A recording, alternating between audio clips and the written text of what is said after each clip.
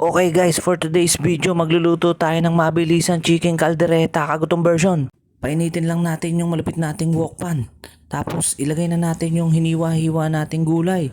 Sutay-sutay lang natin, lagyan natin ng konting asin, i-flip natin kung kaya nyo.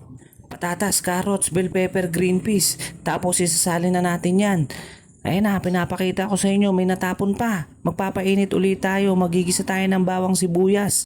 Maganda talaga magluto sa wok pan na to, non-stick kasi. Tapos isasama na natin yung manok.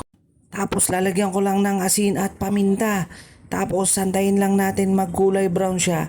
Pwede na natin ilagay itong Worcestershire sauce. Tapos ilagay na natin itong tomato sauce. Tapos ilagay na rin natin yung tomato sauce.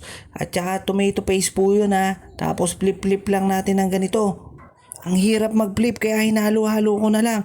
Tapos niyan tatakpan natin, tas leave natin for 10 minutes tapos matutuyo siya ng ganyan. Once na nagmantika na, pwede nyo nang lagyan ng tubig yan, parang ganito.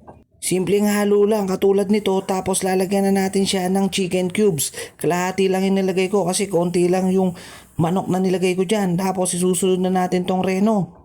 Nilahat ko na nga pala yung reno para talagang malupit at masarap ang kalalabasan nitong chicken caldereta kagutong version. Takpan natin, leave natin siya ng 5 minutes. Tapos okay na yan. Ngayon lalagyan natin ng konting asukal para sa balancing. Konting halo, tapos takpan natin. Tapos leave natin 3 minutes. Okay na, 3 minutes na. Medyo naiga na ng konti. Ngayon, halu-haluin naman natin ulit siya. Halong pang mayaman lang. Lagay na natin yung sinutay nating mga gulay.